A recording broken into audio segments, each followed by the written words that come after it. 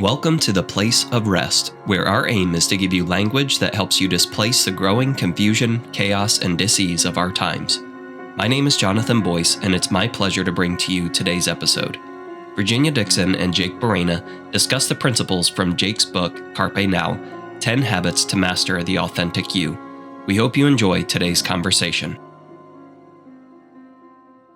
Jake, in the last segment, while you were filling us in, for some reason I felt compelled to ask you about the story behind your book. And I became very curious about the things that inspired it. And while you were speaking and telling us your story, I thought I had to interject what I always say to our listening audience. Take every thought captive. And reason what you're thinking, because thoughts have a lot of power in your life, but words have authority. When you speak a word, something transacts and moves in the spiritual realm, and it is of significant consequence. And when you spoke with a hostile, bitter, yet terrified, destabilized heart, when you tried everything else, but you spoke the name of Jesus, it was like a switch. The darkness was pierced and the light came on, and it changed the trajectory of your life. So anyway, that was gripping to me in listening to your story. I did want to say this real quick, that someone read my book and said, "Hey, have you ever heard of R.E.S.T?" And I said, "No, I have not." And I said, "Can you tell me?" It was via email. And she explained what it was briefly. And I'm like, "Wow, that sounds really cool." She said, "You have a lot of correlations to what you speak about when it comes to rest." And I'm like, "Interesting. Very cool." Tell us about your book. Yeah, sure. So in order for someone to live their best life, they have to discover the authentic them, their authentic self. And so I broke it down in a way that can guide people down a path of discovering who they are. So the book starts with, okay, if you're going to do this, this is going to be a task that's going to require work and effort on your part, the individual's part. You must be present. So I take people down a path. First of introduction is being present, being fully present with who you are. Maybe you are successful on the surface, and maybe you are just successful in general. But let's take a deeper look. Maybe we can learn something new about yourself that you didn't know. So you have to be fully present for that. And then after that, you can engage in authentic habits. And there's 10 of them. So one, it starts with your foundation. What's your foundation? What is the thing that shakes you to your core? What do you believe in? So for me, it's my faith in Jesus Christ. It's everything. Without that, I'm lost. I'm nothing. I don't know why I would even be here. I wouldn't have purpose. I wouldn't have existence. It's what carries me. It's what pushes me. It's my passion. It's my drive. It's the feeling and the actions that I have in my life day in and day out. And then number two, it's what's your mission? A lot of people don't understand that there is a specific mission that you have, and that mission can change. So I walk people down a path of discovering their mission. Okay, you have your foundation. You got to know your mission. After you understand your mission, how are we going to implement this into our life? And that is blueprint. So I'm very strategic in the way that I think. Okay, let's put together a systematic plan to get you, I as well as you, coach. So I sit down with my clients and say, okay, how are we going to get you here? You have an ultimate goal. You have an ultimate thing that you want to accomplish, a mission, and maybe a lot of goals along the way. And those could change, but how are we going to get there? So we got to put together a plan. That's a blueprint. And then at that point, this is going to be really tough. So you got to refine the idea of what is perseverance. Because I know people that are incredible, but through life situations and choices, they decided to go a different path and they became different people. So you're going to have to persevere to the end. I've always said I have a close relationship with death. And what I mean by that is I think about it every day. Is today the day? I'm not terrified, not worried at all.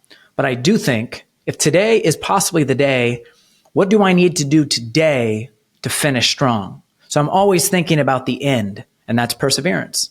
And then number two, I think this is especially neglected within the church, fitness. Not just mental fitness, but physical fitness, taking care of yourself. Maybe not everyone wants a six-pack. I totally get that. But having spent 17 years in that industry, having trained thousands of people, Olympic athletes, professional athletes to sedentary, I'm 500 pounds overweight, I have seen the pains and the struggles people have in that department, and it doesn't have to be so difficult. So I lay down a blueprint, a fitness blueprint of this is how you move in the right direction to be fit, not just mentally, but spiritually and physically, most importantly. And then at that point, who's your community? So I'm literally going through all that habits right now. Community is, of course, you have your loved ones, you have your blood family, but what about your chosen family? What about the people you have decided to put in your inner circle? What does community even look like? What do inner circles, outer circles even mean? So I really define and explain that. And then selflessness, the idea that it's not about us. It's about other people and serving them, loving them, putting God obviously first, and then putting others on a pedestal and loving people. Despite, I just had a conversation with someone at the gym this morning. I get up at 4:00 in the morning, got an early workout in, talking to this guy. And I said, when it comes to the whole political thing is even you, this individual, he's got a doctorate. He's very intelligent. I mean, even you as intelligent and as wise as you are, you don't even know 1% of information. Like not even a speck of information that is available to us humans. And if that is the case, most of what you're saying is within that 1%, and you're giving me your biases, your experiences, what you've learned, what you've lived. So when I approach people, it's you have a different opinion. And even if it's on the surface harsh, I want to listen to people. And I just want to lead with love. And I believe that is God's command, just to lead with love. And if I'm going to give you my opinion, it's not going to be, I'm going to force it down your throat. If you want to hear it, and if I feel it's the right platform for it, okay, I'll share my heart. I will not deny who I am, but I want to do it tastefully and I want to do it right. And that's a part of being in the market like I am, being able to be a man of God, but a lot of the people that I work with are not people of God. They don't want to know God as of right now. That could change in the future. But I think importantly, it's about being selfless. Next is growth. I have a huge growth mindset. This is kind of a curveball, but the curveball is I always wanted to go back to school. So I decided recently, about 6 months ago, to pursue my doctorate. And specifically right now, it's in philosophy and history, because I love the antiquity period and I also love metaphysics and I love philosophy, but eventually probably moving into apologetics and other forms of theology. But why? Because I want to influence more people. And there are a certain level of people that you can't communicate to unless you have a doctorate, which doesn't mean much. I mean, it is something, but like I want to impact this world and I want to leave a legacy. And I want to grow in the process, and I love growing. So growth is an essential, authentic habit. You need to push yourself. And when you're growing and you're progressing, therein lies purpose. You have purpose, you have passion, you have excitement for life, which is huge. Next, discipline. You must be disciplined. If you're not disciplined, and if you don't sometimes have to grind your way to the finish line, you're not going to get there. It's impossible. And then finally, mindset. You need to be mindful of what you think. Hold your thoughts captive. Be aware of every little thing that you say to yourself that is negative, that brings yourself down. I'm keen on not only my thoughts, but the thoughts of other people. So when they say something in regards to them, I usually like to call that person out like, I'm not good enough. I'm not capable. I don't even know the person. I heard them say something like that at a grocery store. And I'm like, hey, can I tell you something? I don't know you, but I think you are good enough. I think you are worth it. You need to start telling yourself the right things, and people tell themselves that they're not good enough, they're not capable. Well, of course, you're going to struggle if you think that way.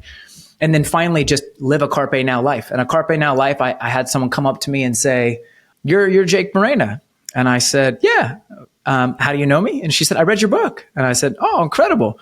She's like, you're the guy that's like, like Carpe Now, right? Which is do it now. You're a man of action. That's Carpe Now, right? And I said, yes and no. I said, it's about seizing this very second, and more specifically, what is the right thing to do this very second? And it's not always what people think. I'm not out there, climbing Mount Everest. Sometimes it's to rest in the word of God. It's to rest in prayer. Sometimes it's to rest with my family. Sometimes it's to be on a podcast. So it's always different. But if you are not attuned to the Spirit, to the authentic habits necessary to get to live this Carpe Now life, then you're not going to really understand or process this concept of Carpe Now, which is seizing the moment, this very second, to do your best and to, for me, which is huge, build a legacy that will be carried on first to my kids, my family, my community, and those that I impact. Beautiful. Thank you. What a great message for such a time as this. It really is a wonderful message. There's a lot of people that are in a tailspin. Now what? And I think this is a practical resource. It's practical, it's accessible. And I think what compels me most about your story and inspires me most about your story is that you're the voice of a generation. I think the drug culture, the broken hearts, the shattered souls, the fruit of broken families has been devastating.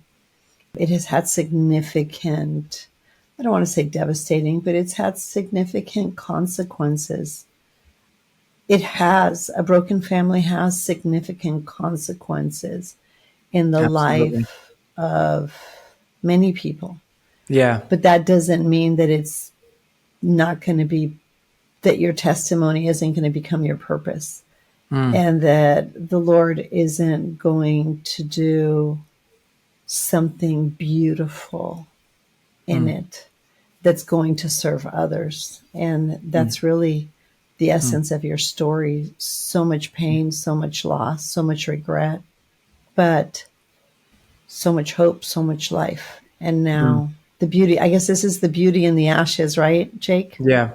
The beauty in the ashes of our lives. I hope our listening audience is really inspired and they take inventory of their own lives and really surrender to the reality that, I don't know, you kept bringing it up. I don't normally delve deep into this, but Jesus was not just a man. His life was very well documented in the ancient manuscripts of what we call the canon. And it's the essence, the substance, the message of Christ is in every single book in the Old Testament. That is virtually impossible to have accomplished. Yep. And the fact that even the book of Isaiah speaks so clearly about who he would be, what he would be doing, where he would be born, and just the essence of his life and the implications in time is an amazing reality. And he wasn't just a man. And the thing that separates, I guess, Christianity from every worldview, from every religion for sure, is that it's God reaching man. It's not man doing anything to reach God. All you did is you called out his name and there it was. And just like that, this veil of darkness and forces of hell literally are displaced in that moment. Vanished just like that. And that's the power. That's why he said, I didn't come to bring peace. I came to give you a sword. And the real sword that we have is his very name, because we know, and it's very well documented that he wasn't in that cave anymore. He was gone. He conquered death. And I think that is the message of the gospel. But look at you. You were like at the verge. The fact you didn't die in your escapades. I know. Yeah. And if I can say anything, because you've talked about it quite a few times, is the reality of the spiritual world. It's so palpable to me. It's so real. And even after I gave my life to Christ, there was, which is documented in my book, there was years where I wasn't seeing things, but because I was pervy to that world, I had a sensitivity That's to right. its presence. I knew when it was in the room, and I still do. And I could tell the difference between light and love and goodness and darkness and fear and depravity. And so with that, I live with this relationship of, even though we see what we see, it's not actually what we see. So when I'm a person that is called to love and to encourage. So when someone comes at me hot as a man of faith for my views or whatever it may be, it's never to retaliate. It's more to see them with the lens of the spiritual world and to go, this could not be you. That might not be you. So I need to take it with that perspective. There's a time to get hot and heavy if needed, but not as much as people make it out to be. It more That's comes right. with a grace and a love and a kindness, which if you're living in the Spirit, which I don't do it perfectly, but if you're living in the Spirit, He's going to give you another level, a depth of understanding. I put up a post yesterday on Threads, and it really transpired where now it's got like 1,000 likes and several hundred comments. But the post was really simple. It was, you are unique. You are special. You are one of a kind. There's no one like you. You have been designed for a reason. There never is, there never was, there never will be anyone like you. You're special. That's it. That's the message. No God associated with that. Just that message. And The so many. fingerprint Yes. bears witness of that. Yes. And yes, the hair follicles and yes, and the internal organs. And so a lot of people had very good responses, but someone came back and said, and it was a video too. So it was like 20 seconds. And it was me, who I am right here, just like this. And so she said, it looks to me like you haven't lived a life just yet, and that you should give it more time before you say such things like that, because my life has beaten me up and it's hard and it's difficult. And so she kind of went on, and I had a response for her, and the response was not in like retaliation and attack, but it was, there's actual age and effective age. And my actual age is 41. I'm 41 years old.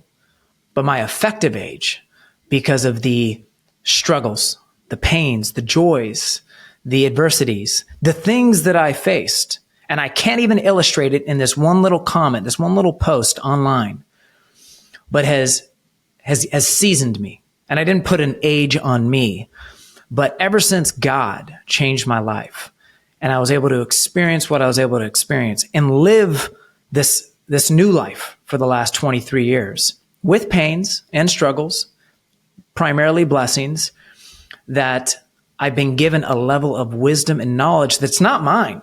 Like, it's not mine. It's just something that God imparted to me. And He's given me the ability to see things differently and to act differently, to actually act in love, not just to like, I love you, but like, how can I love the way that Jesus wants me to love? And it's not loving people that love me.